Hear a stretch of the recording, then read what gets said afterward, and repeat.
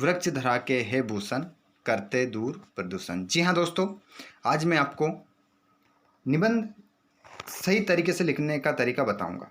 निबंध को किस तरह से सही लिखा जाता है। साथ ही आज हम बात करेंगे कक्षा 9वीं से लेकर 12वीं तक जो निबंध लिखा जाता है किस तरीके से लिखा जाता है, और 6ठी 7वीं 8वीं क्लास के स्टूडेंट निबंध को कैसे लिखते हैं, कितने नंबर में पूछा जाता है और कहाँ कहाँ से आप नंबर निबंध में प्राप्त करते हैं।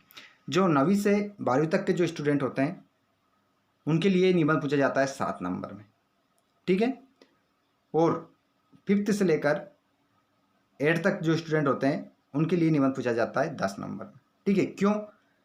निबंध 9वीं 10वीं 11वीं 12वीं में भी 10 ही नंबर में पूछा जाता है, लेकिन निबंध में से आपको 7 नंबर दिए जाते हैं, 3 नंबर और कहीं से आपको दिए जाते हैं। वो मैं आपको इस वीडियो के लास्ट में बताऊंगा, तो वीडियो को आप पूरा अवश्य देखें।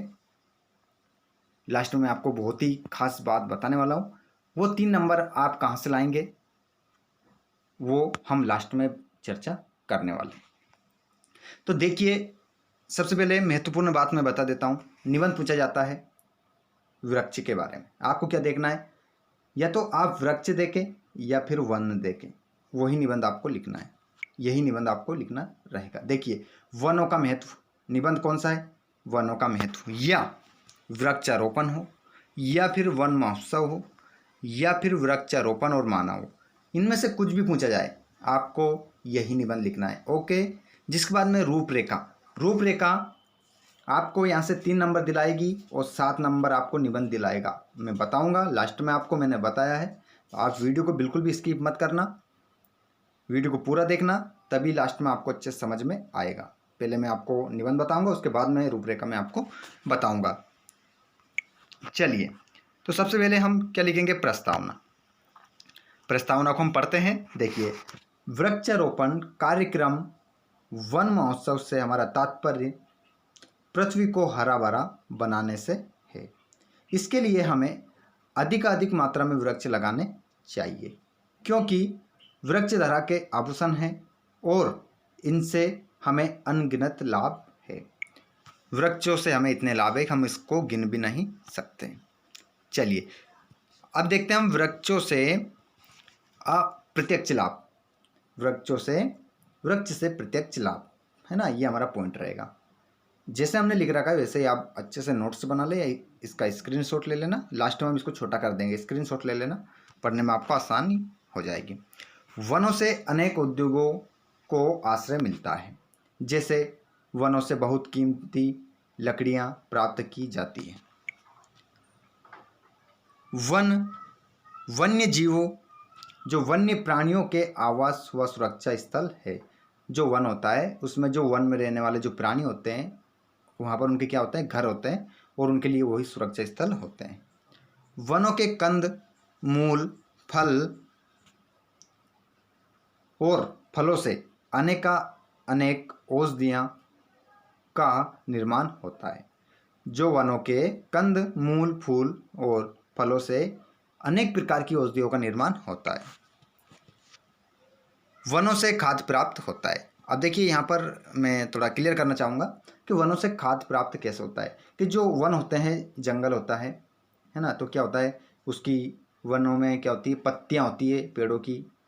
बहुत सारे पेड़ क्या होते हैं? टूट जाते हैं। वो बारिश होती है, बारिश में सड़ जाते हैं तो मिट्टी बन जाती है। तो वो मिट्टी क्या हो जाती है? उपजाऊ हो जाती है, बहुत उसमें शक्ति आ जाती है। इस कारण से वनों से हमें क्या होता है? खाद्य प्राप्त होता है। अब हम बात करेंगे वृक्ष से अप्रत्यक्ष लाभ। अप्रत्यक्ष का अर्थ होता है हमें जो दिखाई नहीं देते हैं, और प्रत्यक्ष का अर्थ होता है जो हमें दिखाई देता है, जो हमारे आंखों के सामने हमें दिखाई देता रहता है, वो प्रत्यक्ष रहता है। और जो हमारे आंखों के सामने नहीं रहता है वो अप्रत्यक्ष रहता है। वनों से ही वर्षा होती है। देखिए, अब वनों से वर्षा होती है, ये हमें कैसे दिखाई देता है? हमें ऐसा ही दिखाई देता है कि सिर्फ वर्षा हो रही, लेकिन हमें ये पता होना चाहिए कि जो बारिश होती है वो पेड़ों के कारण ही होती है, वृक्षों के कारण ही होती है।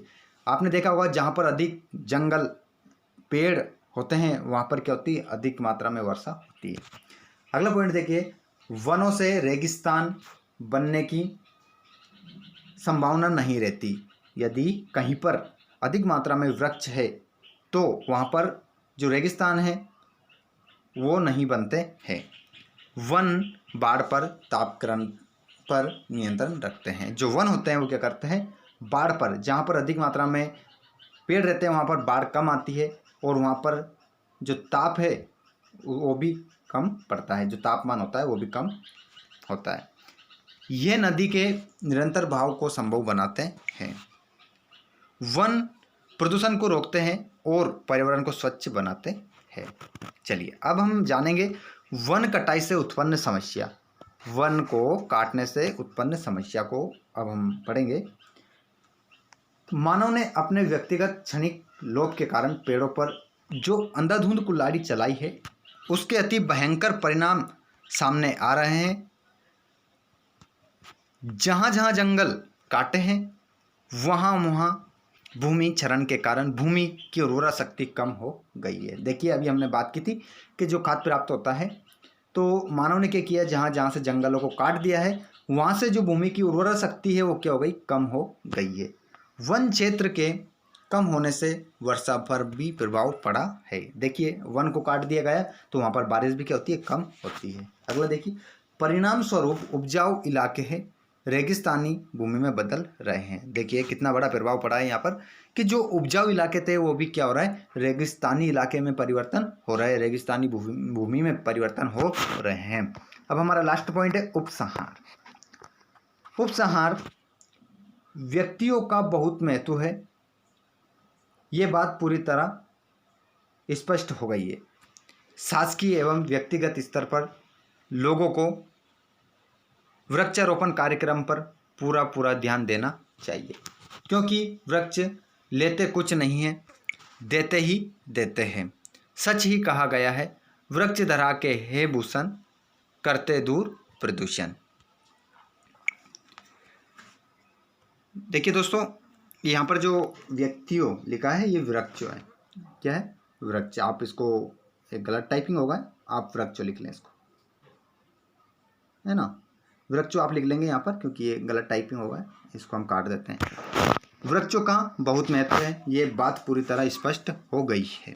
शासकीय एवं व्यक्तिगत स्तर पर लोगों को वृक्षारोपण कार्यक्रम पर पूरा ध्यान देना चाहिए, क्योंकि वृक्ष लेते कुछ नहीं है, देते ही देते हैं। सच ही कहा गया है, वृक्ष धरा के भूषण है, करते दूर प्रदूषण है। जितना अधिक मात्रा में वृक्ष लगेंगे उतना कम प्रदूषण होगा। साथियों, ये आज का हमारा वीडियो था जिसमें हमने वृक्षारोपण के बारे में जाना है। साथियों, यदि वीडियो आपको पसंद आया है तो वीडियो को लाइक करें और अपने सभी दोस्तों को शेयर करें।